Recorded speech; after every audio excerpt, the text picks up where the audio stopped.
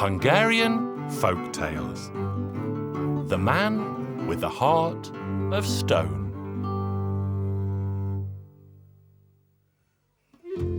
Once upon a time, in a distant land beyond the hills, there lived a poor old woman who had 3 handsome sons. One day the young men decided to set out in search of maidens from other lands to take as wives, for in their village they found not a single one to their liking. And as they ambled and rambled, their path took them through a vast forest, where they saw a small cottage and went inside. "Blessings of the Lord on you, old man," said the youths. "Would you give us lodging for the night?" "I will gladly give you lodging." So the young men stayed for the night, and in the morning the old man said, "Good men, your path has brought you to me, and when you return, it will bring you to my home again. I gave you shelter, and in return I ask that you bring me a beautiful maiden whom I can take to be my wife." The 3 young men thought, "A young maiden for this old man? The greybeard can barely hobble along." But they kept these thoughts to themselves and tried to hide their laughter. The 3 youths travelled to distant lands as they had planned and entered into the service of the king. The king had 3 beautiful, strong daughters. The youths served so well and fought so bravely that the king grew fond of them. So he gave them his daughters to be their wives. With great joy, the youths brought their wives home, but on their way, they had to cross through the vast forest where the old man lived. When they came to his cottage, they greeted him. "Blessings of the Lord on you, old man. Blessings of the Lord on you. You were gone for a long time. I see you have found yourselves lovely wives. But where, pray tell, is my maiden to wed?" The young men said, "We did not bring you a maiden to wed." "You did not bring me a maiden to wed? Then I will turn you all to stone, and only one maiden will remain to be my wife." And as he spoke, the young man and the 2 girls turned to stone. One maiden remained, whom he kept by his side. She swept, cooked, and cried all day. One day the old man was in very high spirits. The maiden said to him, "Kind old man, why did you turn them to stone?" "Because my heart is made of stone too." "And where is your stone heart?" "It is there, between the bed sheets." The old man left the cottage and went wandering in the forest. The maiden picked dozens of flowers and wove a beautiful garland, which she placed on the bed.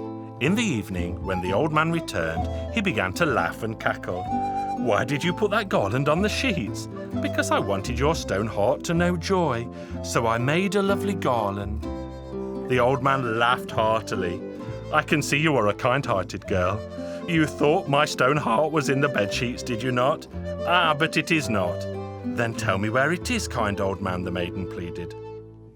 "Listen closely. In the middle of the vast forest, there is a huge rock, and in the rock there is a little bird, and my heart is in that little bird. If someone smashes the rock, catches the bird, and takes from it my heart, then I will have my heart again." The girl sank into thought. "Oh Lord, what man can do that?" Many years passed, and the poor old woman was still waiting for her 3 sons to return home. She thought surely they had died, and another son was born to her, and he grew up to a boy 12 years of age. "Dear mother," he said one day, "do I have neither brothers nor sisters?" With great sorrow in her voice, the old woman told him that he had had 3 brothers, and they had travelled to distant lands in search of maidens to marry, but they had never returned. "Well," he said, "prepare me for the trip, and I will set out to find them." The poor woman gave her youngest son food for the trip, and, weeping bitter tears, she bid him farewell. He set out on his way, and after he had travelled far, he sat down to eat and said, "Anyone who is hungry, come join me." Suddenly a ram with tremendous horns on its head came out from the forest. "You summoned me, young man. I am here." The young man treated the ram to a feast. And when they had eaten their fill, the ram said, "Take a hair of mine, and should you find yourself in danger, I will come to your aid." The young man continued on his way and eventually sat down to eat once more and said, "Is there anyone here? For I have a little food left." And a dove alighted on his shoulder. "Come and eat with me. Take a feather of mine, and should you find yourself in danger, I will come to your aid." The young man continued on his way, and he eventually found himself at the cottage where the stone-hearted man lived. So he knocked on the door, but the man wasn't at home, only his wife. "Good evening, and what brings you to this distant place, young man?"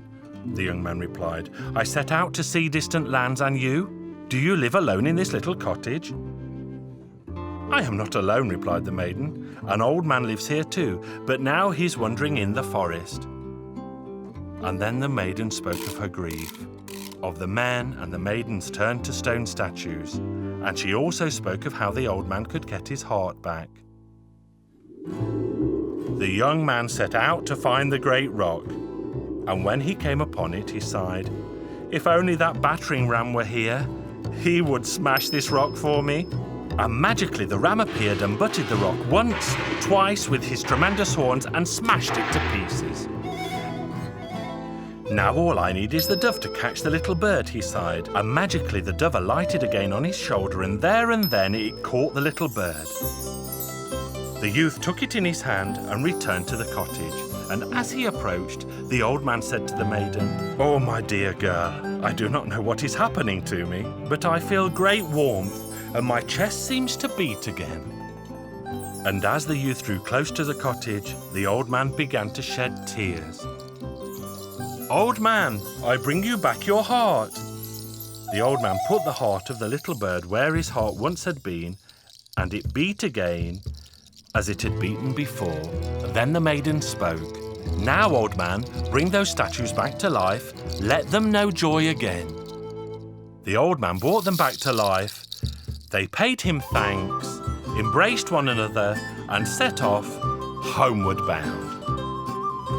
They celebrated with a huge wedding feast, and they all lived happily ever after.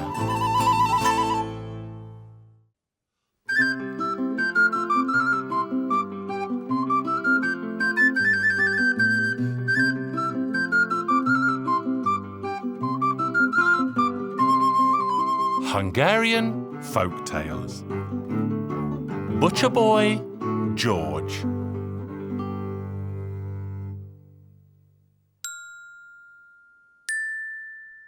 Once upon a time, in a land far, far beyond the hills, there lived a youth named Butcher Boy George. You could travel the length and breadth of the land, visit 7 villages, and never find his match. So strong was the boy that he needed no meat cleaver. He could kill a bull with his bare hands. One day, Butcher Boy George decided to bid farewell. So he said goodbye to his father and his mother, and he set out to see the world.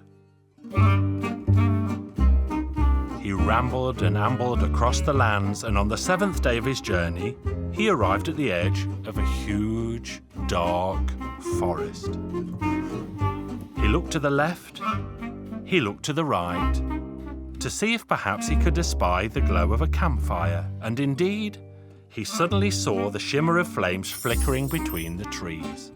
He set out towards the fire, but then thought better of it, for he feared that perhaps the fire had been lit by bandits. But hardly had he taken a step, and again the glow of the flames flickered in front of him. Again he turned to the left, he turned to the right, but no matter which way he turned, the shimmer of the campfire always followed his gaze. "Oh," said Butcher Boy George, "come what may, I will not turn away any more like a sheep trying to flee the wolves." And he went straight in the direction of the fire. When he reached the fire, he saw an old woman poking at its coals, trying to kindle their glow. He greeted her.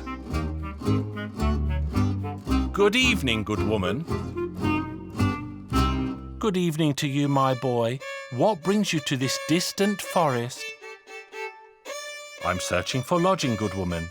If only I could find a place to rest my head. I could give you a place to rest your head, but I must warn you that every night demons come to my house at the first stroke of midnight, and they bring grief to anyone they find.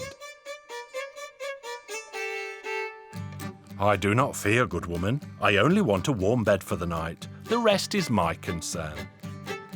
The old woman mumbled something to herself, blinked with her falcon-like eyes, led the boy to his room, made his bed, and left him there. The boy went to bed, and he soon fell asleep. But he did not sleep long, for at the first stroke of midnight the demons began knocking at the doors and windows, making such a clatter that the whole house began to shake. Even Butcher Boy John felt frightened by this. Leaping from his bed, he took his stick in his hand and waited to see what would happen. Suddenly the door gave a mighty creak, a tremendous chest flew into the room, a long walking stick popped out of the chest, wearing a red cap on its end, and lunged at Butcher Boy George. But Butcher Boy George knew a thing or two about demons. He knocked the red hat from the end of the walking stick, the hat rolled under the bed, and as all the demon's strength was held in this hat, the walking stick too quickly took refuge under the bed. So Butcher Boy George leapt out the door, turned to make the sign of the cross on it so that the demon would be trapped, and withdrew to hide out on the porch. Meanwhile, day was beginning to break outside. Cockerels had begun to crow, and the demons returned to their realm. As soon as the demons had departed, Butcher Boy George went into the old woman's kitchen. You cannot imagine the spectacle that awaited him there. The fire was blazing high, and its flames licked at the bottom of a soot-black cauldron of boiling tar. In front of the fireplace, a beautiful young maiden sat stirring the tar and sobbing to herself. Why are you crying, gentle maiden? Oh, my poor soul, the maiden replied. Alas, I have good reason to sob. I stir this boiling tar for my own weak body. And who told you to do this? Asked Butcher Boy George. The old woman who took you in. She hired me as a cleaning girl, but she did not need a cleaning girl. In truth, she seeks to make a witch of me. But since I refuse to become a witch, she will burn my body to ashes and dust in this boiling tar. Fie, cried Butcher Boy George. I will put a stop to this. Do not fear, gentle maiden. Just keep stirring the tar and blowing the coals that they glow red hot beneath the cauldron, for the tar will be the witch's bathwater, not yours. Then suddenly the old witch arrived and she asked the girl, Has the tar come to the boil? It has, old woman, it has. And you? Do you want to be a witch? I do not, answered the maiden. I ask you for a second time. Do you want to be a witch? I do not. I ask you for a third and last time. Do you want to be a witch? And I answer for the third time. I do not. Oh, you wretched maiden, into the cauldron with you. But Butcher Boy George had heard quite enough. He leapt out from behind the door, took the witch in his hands, spun her in the air, and tossed her into the cauldron of boiling tar. In the blink of an eye, her body sizzled to ash. And now, gentle maiden, the world is ours, said Butcher Boy George. Come with me, and we shall be man and wife forevermore. The girl wasted no more time, for the brave butcher boy had won her heart. But before they departed, they went to the cellar, where there was enough gold and silver for every village in the land. They gathered as much silver and gold as they could and left the rest, that others might have some too. And together they lived happily ever after.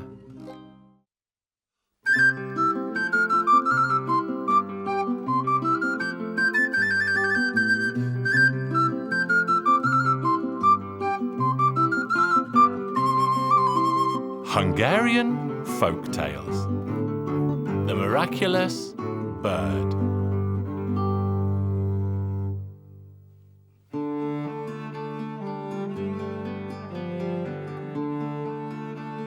Once upon a time, in a distant land, where the curly-tailed pig digs at the soil with its snout, there lived a penniless man. He was so poor that his daily meal consisted of nothing more than the things he was able to gather together in the woods and the meadows.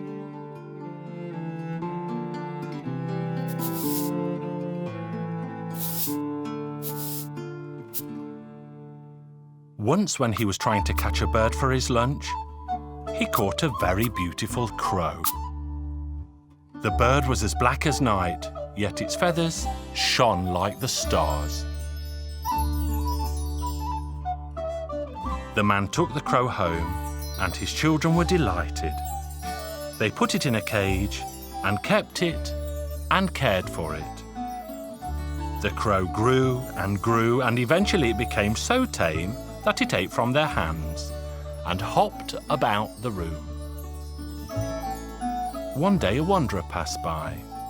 He looked at the bird, took it in his hands, and happened to look under its wings. Underneath its left wing was written that whoever ate of the bird's liver would become a king. Under its right wing was written that whoever ate of its heart would find 3 gold coins underneath his pillow every day. Now, who doesn't want to be a king? So the wanderer resolved not to rest until it had eaten the bird's liver. The poor man also saw the writing, but he did not know how to read. So he asked the wanderer what it said. "Alas, nothing good," he said. "This bird will die in 2 days. It would be better to kill it now. I happen to like the taste of crow, so if you roast it, I will give you 1,000 gold coins for the meat." So the wanderer placed the money on the table. The poor man regretted having to kill the poor animal, but he was in dire need of money. He didn't think much about it, but simply slayed the bird and roasted its meat. As the meat of the bird was roasting, the poor man left the kitchen for a moment. The children were playing around, and as they were hungry, they snatched the heart and the liver from the pan.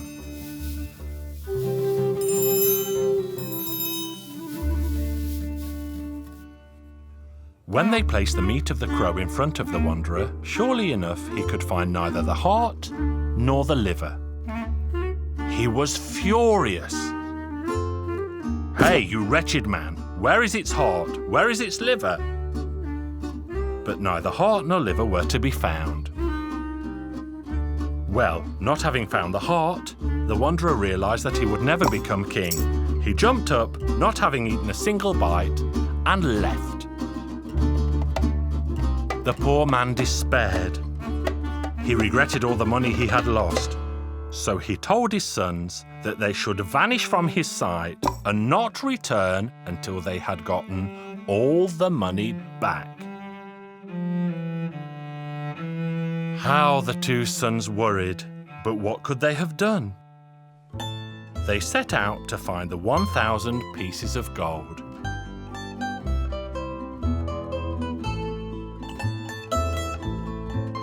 They ambled and rambled with heavy hearts, until around sunset they arrived at the edge of a large forest. There they spent the night. When they awoke the next morning, a soldier was happening by. He gave them directions to the town, and the 2 boys set off. The king, it turned out, had very recently died. When they arrived in the town, they saw a beautiful golden bench. The older boy sat down on it, and the younger lay down underneath it, and they both immediately fell asleep.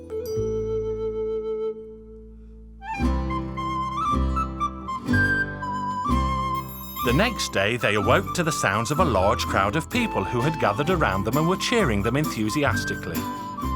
The people took the two boys to the palace. The one who had eaten the crow's liver was immediately chosen as king. As it so happens, according to the customs of the town, anyone who didn't know that the old king had died and sat down on the golden bench would be chosen as the new king. They had had a total of 7 kings, each of whom had been chosen according to this custom. So this is how the older boy became king, and never again did either boy have cares or worries, for the older boy ruled as king, and the younger boy found 3 gold coins under his pillow every morning. Their father, in the meantime, deeply regretted having chased his sons away, so he set out to find them. By the time he reached the town, he had become so poor that he was forced to beg. He made his way to the palace, and the king immediately recognized him, and he ran to his younger brother. The younger son was also delighted, and they both embraced their father. Of course, they were not angry with him, but they were a little ashamed that he looked so dishevelled. They took him to a cobbler and a tailor and had beautiful clothes and boots made for him, and they let him stay with them at their new palace.